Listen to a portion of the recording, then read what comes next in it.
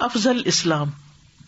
ان عبد اللہ بن عمرو ان رجلا سأل رسول اللہ صلی اللہ علیہ وسلم ای الاسلام خیر قال تطعم الطعام وتقرأ السلام علی من عرفت ومن لم تعرف. عبداللہ ابن عمرو رضی اللہ عنہما سے روایت ہے کہ ایک آدمی نے رسول اللہ صلی اللہ علیہ وسلم سے پوچھا کون سا اسلام بہتر ہے؟ آپ نے فرمایا تم کھانا کھلاؤ اور ان لوگوں کو سلام کرو جنہیں تم پہچانتے ہو اور جنہیں تم نہیں پہچانتے. تو یہاں پر اسلام کی جو پہچان ہے اور اسلام کی جو خوبصورتی ہے یا اسلام کا ایک طرز عمل جو ہے اس کا بیان ہے. اس میں ایک چیز عمل سے تعلق رکھتی ہے اور دوسری چیز قول سے تعلق رکھتی ہے. ایک قول ہے ایک فعل ہے. فعل کیا ہے؟ کھانا کھلاؤ.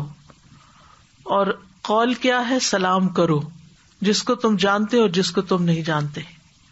یعنی لا الہ الا اللہ پڑھنے کے بعد کچھ کرو، اور وہ کرنا کیا ہے؟ لوگوں کی کیئر کرو، اور لوگوں کی کیئر میں ان کی بھوک کا خیال رکھو. جیسے وہ سورۃ الدہر میں بھی آتا ہے وَيُطْعِمُونَ الطَّعَامَ عَلَىٰ حُبِّهِ مِسْكِينًا وَيَتِيمًا وَأَسِيرًا إِنَّمَا نُطْعِمُكُمْ لِوَجْهِ اللَّهِ لَا نُرِيدُ مِنكُمْ جَزَاءً وَلَا شُكُورًا إِنَّا نَخَافُ مِن رَبِّنَا يَوْمًا عَبُوسًا قَمْطَرِيرًا فَوَقَاهُمُ اللَّهُ شَرَّ ذَلِكَ الْيَوْمِ وَلَقَّاهُمْ نَضْرَةً وَسُرُورًا. تو وہ اللہ کی محبت میں یا کھانے کی محبت کے باوجود، جیسے آتا نا لن تنالوا البر حتی تنفقوا مما تحبون، کہ جو اپنے لیے انسان پسند کرتا ہے وہی دوسرے کے لیے اگر پسند کرتا ہے تو وہ نیکی کو پہنچ جاتے ہیں. اس نے دراصل نیکی کر لی. لن تنالوا البر حتی تنفقوا، تو اس نے وہ خرچ کیا جو اس کو خود بھی پسند تھا. اور دوسری جگہ کہ کھانے کی محبت کے باوجود، یعنی اپنا دل چاہ رہا ہے کھانے کو لیکن وہ دوسرے کے منہ میں ڈال دیتے ہیں، دوسرے کو کھلاتے ہیں، مسکین کو، یتیم کو، اسیر کو، کیونکہ یہ سب سے زیادہ محتاج ہیں، ضرورت مند ہیں. اور پھر ان سے کیا کہتے ہیں؟ ہم تمہیں صرف اللہ کے چہرے کی خاطر کھلا رہے ہیں، ہم تم سے کوئی بدلہ اور شکریہ نہیں چاہتے. ہم تو اپنے رب سے ڈرتے ہیں کہ ہمیں اس دن کی تکلیفوں کا سامنا نہ ہو جو تیوری چڑھانے والا بہت سخت دن ہے. تو اللہ تعالیٰ ان کو اس دن کی شر سے پھر بچا لے گا اور ان کو خوشی، سرور اور تر و تازگی حاصل ہوگی. نضرتم و سرورا. تو اس سے یہ پتہ چلتا ہے کہ اگر کوئی شخص کھانا کھلاتا ہے اور پھر خاص طور پر حاجت مندوں کو کھلاتا ہے تو ایسا شخص آخرت کی مشکلات سے بچ جائے گا.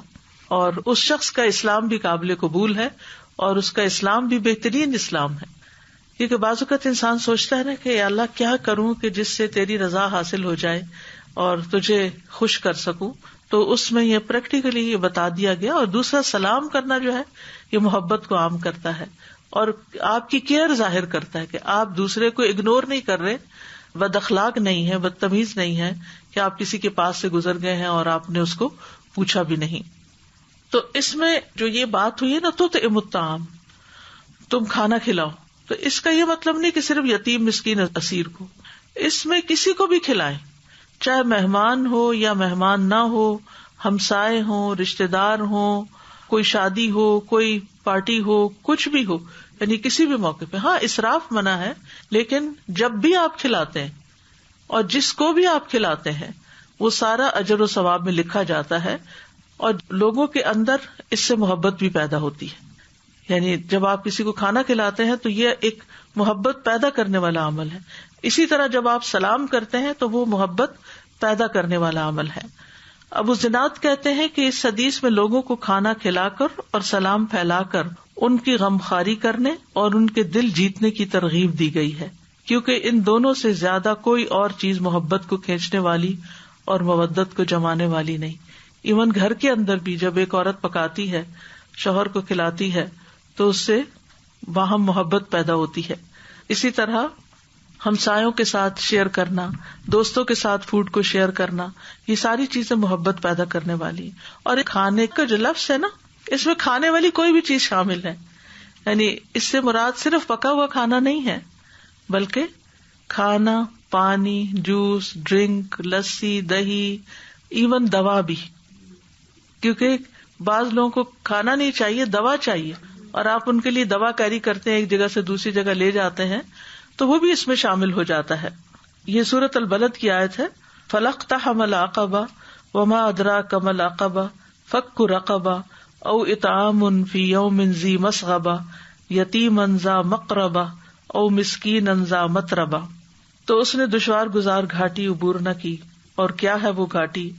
گردن آزاد کرنا اور سخت بھوک کے دن کھانا کھلانا، یعنی خاص طور پر اس جگہ پر ان دنوں میں کھانا کھلانا جب کھانے کی قلت ہو رہی ہو، جب شیلفیں خالی ہو رہی ہوں. اور یتیما ذا مقربہ، قریبی رشتے دار کو جو یتیم ہو گیا ہو، کیونکہ بعض اوقات ہم باہر والوں کی کیئر کر لیتے ہیں لیکن جو گھر میں ہیں ان کی پرواہ نہیں کرتے. اور مسکین ذا متربہ، یا خاک نشین مسکین کو کھانا کھلانا. یعنی نیکی کا یہ کام کہیں بھی کیا جا سکتا. ایون یہ کھانا صرف انسانوں کو نہیں بلکہ جہاں ضرورت ہو جانوروں کو بھی کھلانا، بلی کو، کتے کو، جو گھر میں آنے جانے والے قریب سے گزرنے والے ہیں، برڈز کو، پرندوں کو. اگر دانا نہیں ڈال سکتے تو کم از کم پانی ڈال دو ان کے لیے. بعض اوقات ہوتا ہے نا کہ آپ کی حیثیت نہیں ہے کہ آپ ان کے لیے باقاعدہ دانا خرید کے لائیں یا آپ افورڈ نہیں کر سکتے، تو پانی تو ہر ایک کو مل ہی جاتا ہے. اور خصوصاً گرمی کے دنوں میں پرندوں کو جب بارش وغیرہ نہیں ہوتی تو پانی کی ضرورت ہوتی ہے. اور پھر اسی طرح دوسری چیز جو ہے یہاں پر سلام کی عادت، یہ ہر ایک کو سلام کرنا، یہ تکبر کی نفی کرتا ہے کہ انسان اپنے آپ کو کچھ بڑی چیز نہیں سمجھتا کہ دوسرے اس کو آ کے سلام کرے، بلکہ خود سلام کرتا ہے. السلام جو ہے وہ اللہ سبحانہ وتعالیٰ کے ناموں میں سے بھی ہے، اور جو سلام کو عام کرتا ہے وہ اللہ کا محبوب ہوتا ہے کیونکہ وہ سلامتی کو عام کر رہا ہے. ماشاء اللہ سے آج کل جیسے حالات ہوئے ہیں، ہم سمجھتے تو یہ کہ یتیم کوئی ماں باپ کے فوت ہوئے ہوں گے یا وہ ایسے ہی لوگ ہوں گے. کچھ ایسے لوگ بھی ہیں جن کا کوئی دینے کرنے والا ہی نہیں ہے. وہ لوگ اپنی زندگیوں میں خالی جاب پہ جاتے تھے، واپس آتے تھے، اور ینگ بچے بھی ہیں ان میں شامل. اور یہاں کینیڈا میں میرا ایسا واسطہ ہوا ہے ایسے لوگوں کے ساتھ. تو استاذہ جی ان کے پاس نہ گاڑی ہے، نہ کوئی ان کے پاس کوئی طریقہ ہے کہ وہ جا کے کہیں سے اپنے لیے ایک چاول کی بوری یا کوئی اٹھا کے سامان لائیں. وہ اتنا ہی سامان لا سکتے ہیں جتنا وہ اپنے ہاتھ میں اٹھا کے بس میں لے کے آ سکتے ہیں. تو ایسے لوگوں تک جا کے پہنچانا کرنا، یہ اللہ تعالیٰ نے یہ یا ان کو گروسری کے لیے لے جانا یا ان تک کوئی چیز پہنچا دینا، تو یہ کیسی اللہ تعالیٰ نے ہمارے تو دین میں ثواب کا کام. پاکستان میں بھی آج کل چونکہ وہ لاک ڈاؤن اور کرفیوز اور یہ چیزیں ہو رہی ہیں تو اس میں الحمدللہ ہم نے اب ایک کمپین شروع کی ہے الہدا کے تحت کہ جس میں مختلف علاقوں میں راشن خرید کے لوگوں تک طریقہ سوچ رہے ہیں کہ لوگ خود آ کے پک کریں، ان تک پہنچائیں کس طرح، کیونکہ رکاوٹیں بہت ہیں. پہلے تو کبھی یہ سوچا ہی نہیں تھا کہ راشن تقسیم کرنا بھی کوئی مشکل کام ہے. بہرحال مشکل تو ہے، لیکن یہ ہے کہ جو مزدور جن کی صرف دہاڑی ہوتی تھی اگر ان کو کام ہی نہیں مل رہا تو وہ کہاں سے کھائیں؟ وہ پانی پی کے تو گزارا نہیں کر سکتے. میں سوچ رہی تھی ابھی آپ نے ایسا مینشن کیا، ایک تو یہ بھی سوچ آ رہی تھی آج کل کے دنوں کے حساب سے کہ پہلے واقعی جو صدقہ کے بارے میں آتا تھا نا کہ اس سے پہلے انسان دے دے کہ جب قبول نہیں کیا جائے گا. سبحان اللہ اتنی دفعہ چیزیں سوچ میں آ رہی تھی، سوچتا ہے کبھی سوچا تک نہیں کہ ایسا لگتا تھا بس ریڈیلی ہر چیز اویلیبل ہی شاید ہمارے لیے رہے گی اور ہم جب ہمارا مرضی ہوگی اور ایگزیکٹلی دل چاہے گا تو ہی ہم کریں گے. لیکن اس سے ایک تو یہ سوچ آئی تھی، لیکن الحمدللہ قرآن ہے اور احادیث اتنی ہوپ فل ہیں کہ ایون اس کے اندر دو عملی ہیں لیکن کتنا انسان کیپیسٹی ہے کہ کر سکتا ہے کہ کھانا کھلانا بھی ہے، سلام کرنا بھی ہے. اینڈ واقعی یہ دلوں کو جیسے نرم کرنے والے ہیں، اتنی محبت آپس میں پیدا ہوتی ہے.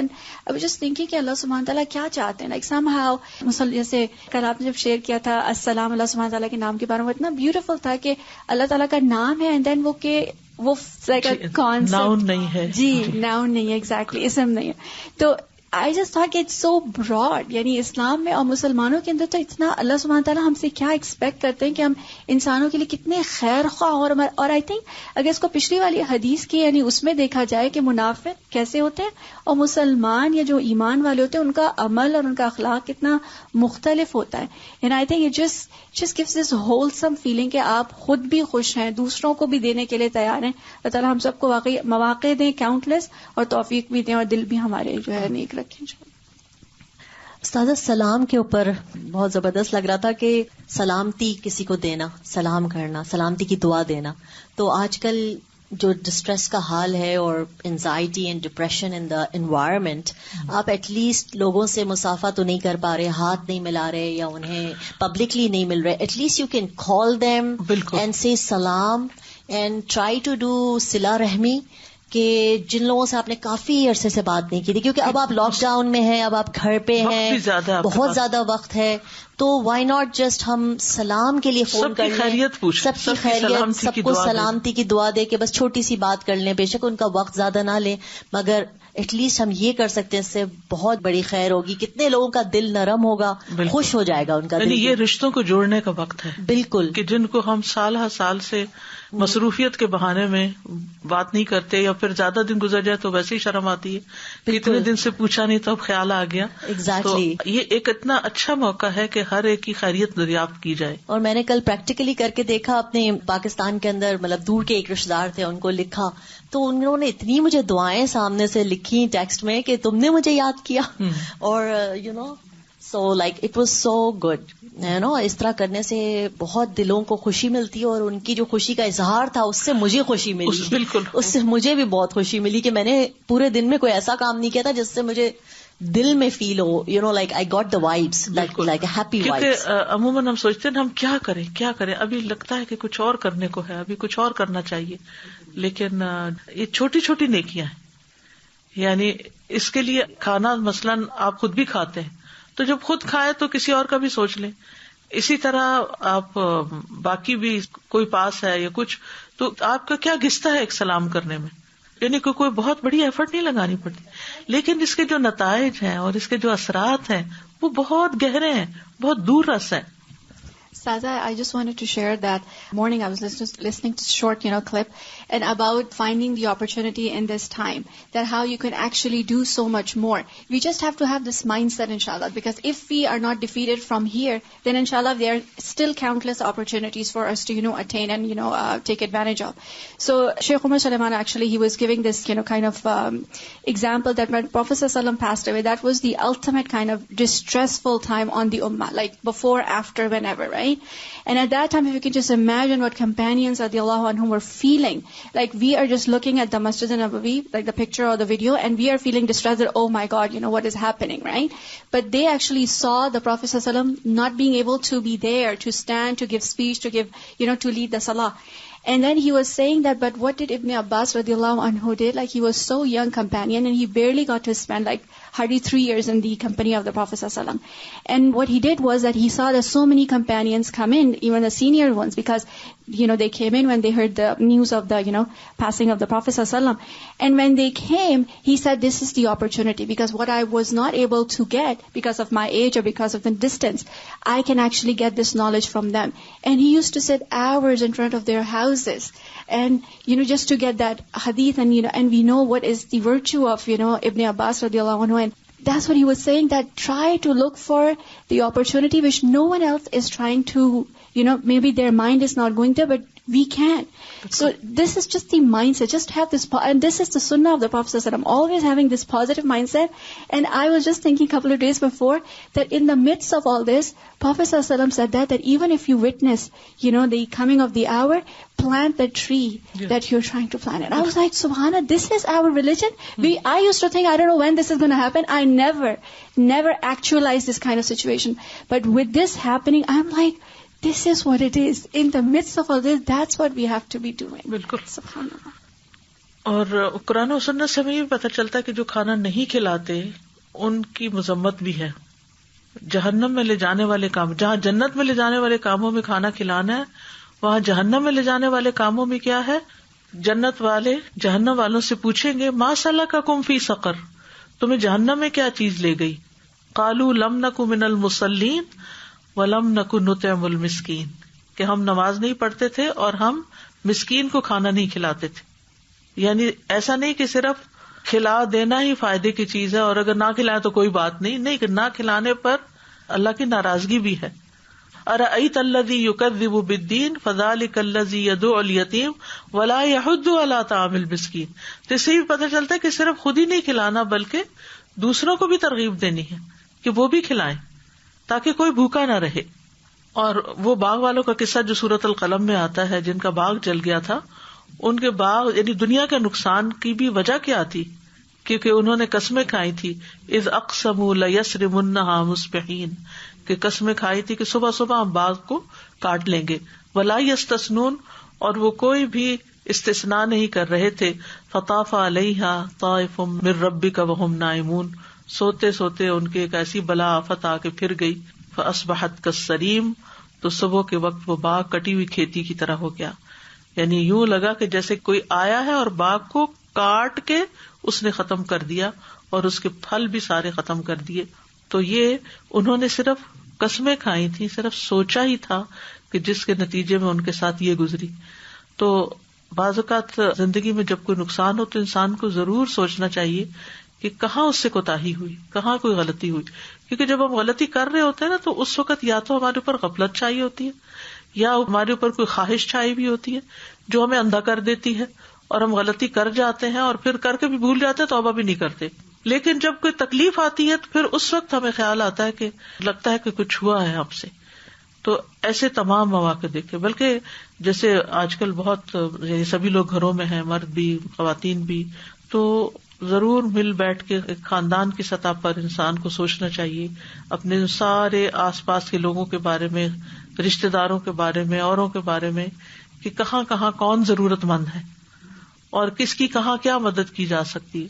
خاندان کے کون سے بچے ہیں جو مالی کمی کی وجہ سے پڑھ نہیں پا رہے، کون بیمار ہیں، کون بھوکے ہیں، کس کے پاس شیلٹر نہیں ہے، کس کے پاس دین نہیں ہے. خاص طور پر دین والوں کو ساتھ ایک اضافی ذمہ داری اور بھی لینی چاہیے کہ کون کون دین کے علم سے محروم ہے، کس طرح کس کو دعویٰ کا کام کیا جا سکتا ہے یا دین کی تعلیم دی جا سکتی ہے.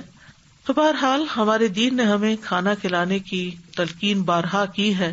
نبی صلی اللہ علیہ وسلم نے فرمایا بھوکے کو کھانا کھلاؤ، بیمار کی تیمارداری کرو اور قیدی کو رہائی دلاؤ، یعنی اس کے بارے میں بھی فکر کرو. حضرت عمر رضی اللہ عنہ سے روایت ہے کہ رسول اللہ صلی اللہ علیہ وسلم نے فرمایا افضل اعمال مومن کو خوشی دینا ہے. تم اس کے سطر کو ڈھانپ دو، یعنی کپڑا پہنا دو یا اس کا عیب چھپا دو کوئی، یا اس کی بھوک کو سیر کر دو یعنی کھانا کھلا دو، یا اس کی ضرورت کو پورا کر دو. یہ سب کیا ہیں؟ افضل اعمال میں سے ہیں. اسی طرح ابن عمر کہتے ہیں کہ ایک آدمی نبی صلی اللہ علیہ وسلم کے پاس آیا اور کہا اے اللہ کے رسول، کون سے لوگ اللہ کو زیادہ محبوب ہیں اور کون سے اعمال اللہ کو زیادہ پسند ہیں؟ تو رسول اللہ صلی اللہ علیہ وسلم نے فرمایا وہ لوگ اللہ تعالیٰ کو زیادہ محبوب ہیں جو دوسرے لوگوں کے لیے سب سے زیادہ فائدہ مند ہوں، جو فائدہ پہنچانے والے ہوں. اور اللہ عز و جل کے نزدیک سب سے زیادہ پسندیدہ اعمال یہ ہیں کہ کسی مسلمان کو خوش کر دیا جائے، یا اس سے کسی تکلیف کو دور کر دیا جائے، یا اس کا قرضہ ادا کر دیا جائے، یا اس سے بھوک دور کر دی جائے. یعنی دل خوش کر دینا، تکلیف دور کرنا، قرضہ ادا کرنا، بھوک دور کرنا، یہ محبوب عمل ہے جو انسان کر سکتا ہے اللہ کو راضی کرنے کے لیے اور اللہ کی محبت میں.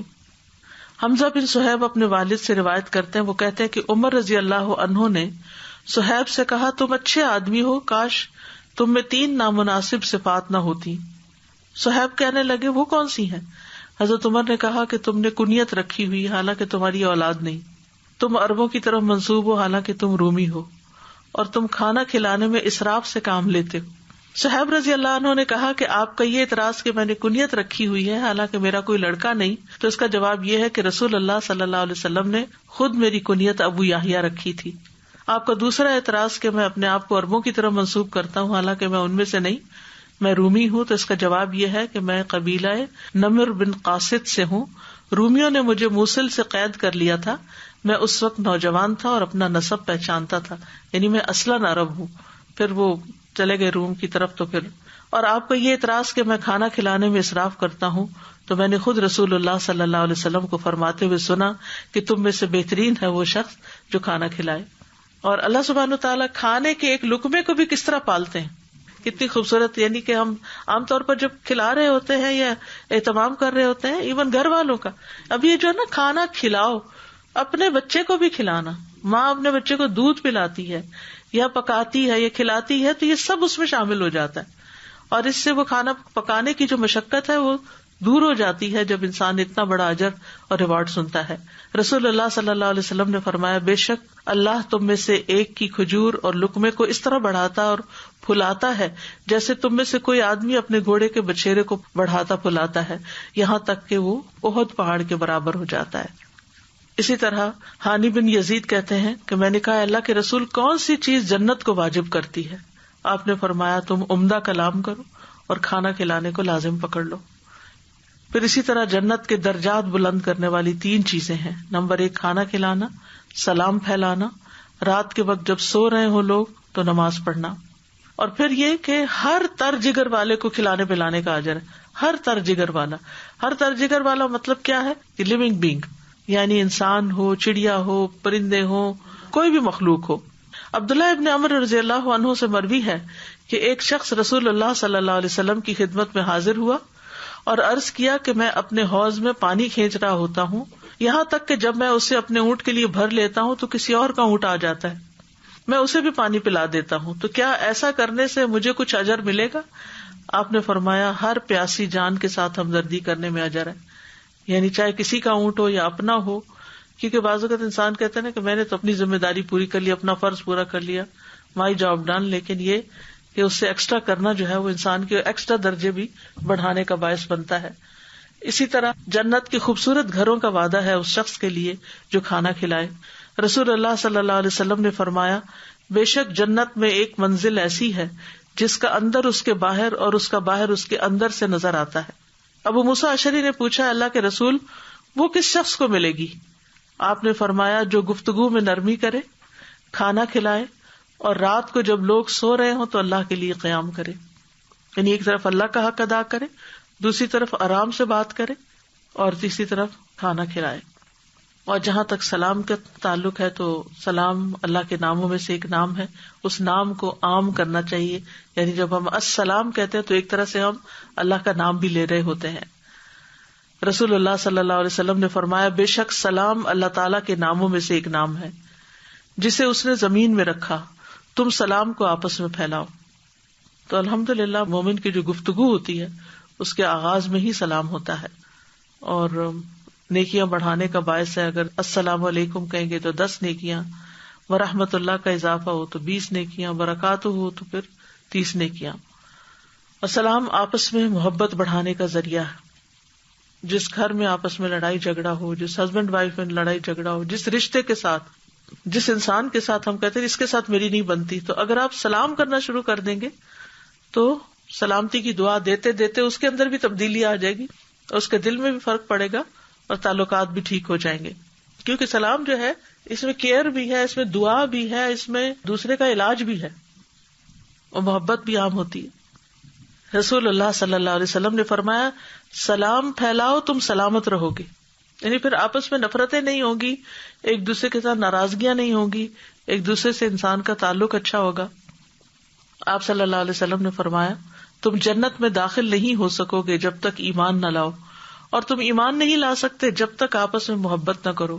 کیا تمہیں ایسی بات نہ بتا دوں کہ جب تم اس پر عمل کرو گے تو تمہارے درمیان محبت پیدا ہو جائے گی. آپس میں سلام کو عام کرو، اور اس میں بھی یہ ہے کہ پہل کرنی چاہیے، پہل کرنے والے کے لیے زیادہ ثواب ہے. پھر بچوں کو بھی سلام کرنا چاہیے، یعنی ہم بعض اوقات اپنے سے بڑوں کو یا جن کا ہم احترام کرتے ہیں ان کو تو ہم خیال کرتے ہیں سلام کرنے میں، لیکن بچے وغیرہ یا اپنے سے رتبے یا حیثیت یا عمر میں کم جو ہے ان کی طرف کم بڑھتے ہیں تو ان کو بھی سلام کرنا چاہیے. حتیٰ کہ خالی گھر میں داخل ہوتے وقت بھی سلام کرنے کا حکم ہے. السلام علینا وعلی عباد اللہ الصالحین. پھر مجلس میں آتے جاتے وقت، اور پھر سب سے بڑا بخیل وہ ہے جو سلام کرنے میں بخل کرے. میں کہہ رہی تھی جہاں آپ نے یہ بتایا نا کہ کھانا جب ماں اپنے بچے کو دودھ پلاتی ہے، کھانا کھلاتی ہے، اس میں بھی اتنا بڑا اجر اور وہ اتنا ثواب کا کام ہے. ایسے ہی باپ جو ہے وہ پورا دن باہر جاتا ہے انہیں کی روزی روٹی لینے کے لیے، کما کے لاتا ہے تو انہیں گھر پہ اچھا کھانا میرے بچوں کو ملے. تو اس کے لیے اگر یہ سوچے کہ میں پورا ٹائم عبادت میں ہوں، کیونکہ یہ جو میں کر رہا ہوں باہر اس کو بوجھ نہ سمجھے، آ کے ان کے اوپر غصہ نہ نکالے، بلکہ اسے عبادت میں اگر لے تو اور احسان بھی نہ جتائے کہ نہ ماں کو جتانا چاہیے نہ باپ کو جتانا چاہیے. نہ عورت کھانا پکا کے یہ کہے کہ میں تھک گئی اور نہ شوہر یہ کہے کہ میں جاب سے تھک گیا، کیونکہ یہ سب عبادت میں ہے. بالکل. جو لوگ اجرت لے کر کام کرتے ہیں، پکا کے دیتے ہیں، جیسے مسجد کے لیے بنا کے دیتے ہیں یا کچھ، ان کا بھی اجر تو بیچ میں لکھا جاتا ہے. ہاں، محنت کا اجر تو ہوتا ہی ہے اگر نیت اچھی رکھیں اپنی اور اپنے حق سے زیادہ کر لیں. یعنی ایک ہے نا اجرت پہ کام کرنا ہے نا. لیکن ہم کئی لوگ ایسے کرتے ہیں کہ ان کو پیسے کم دیتے ہیں. نہیں، پیسے کم نہیں دینے چاہیے. اب مسجد کے نام پہ کسی کے ساتھ زیادتی نہیں کرنی چاہیے، یا دین کے نام پر کہ چونکہ ہم دین کا کام کر رہے ہیں اس لیے ہم تمہاری اجرت کم دیں گے، تم اس کو مفت پکا دو یا کوئی. ٹھیک ہے، جس کی حیثیت ہے وہ تو کنٹریبیوٹ کرے گا، وہ تو خود کھلائے گا. لیکن جو غریب بیچارہ اجرت پہ پکاتا ہے اس کی اجرت میں کمی نہیں کرنی چاہیے. یعنی دیکھیں نا، کسی کا کاروبار ہی یہی ہے کھانا کھلانے کا، گھر ہی اس سے چلتا ہے، تو اس کو تو نہیں آپ کم کر سکتے نا.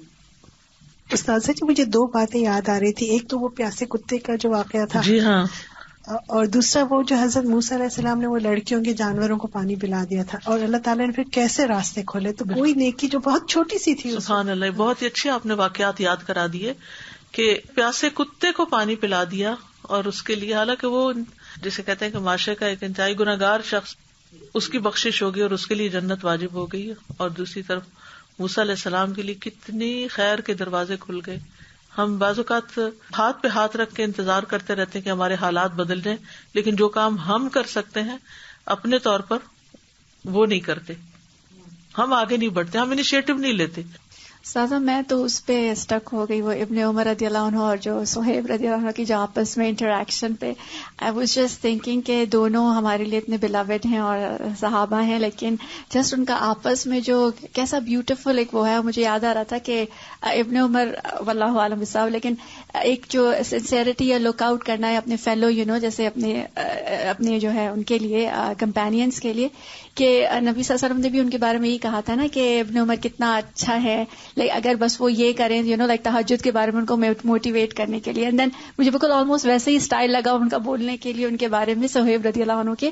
اینڈ دین صہیب رضی اللہ عنہ himself he is like a senior companion, لیکن کتنے ہمبلنس کے ساتھ اور کتنے اس کے تواضع کے ساتھ وہ رپلائی بھی کر رہے ہیں، بتا بھی رہے ہیں، جسٹیفائی بھی کر رہے ہیں، اور اتنی اچھے سے بات کر رہے ہیں. اینڈ آئی جسٹ تھاٹ ہمارے لیے اتنا سبق ہے اس کے اندر کہ اگر وہ اتنے بڑے ہو کے اور نبی صلی اللہ علیہ وسلم کی صحبت حاصل کر کے بھی اس طرح کر سکتے ہیں. حضرت عمر ہیں بیسیکلی، اور اپنی نیچر کے اعتبار سے بھی وہ جس کے اوپر کوئی اعتراض ہوتا تھا وہ فوراً بول دیتے.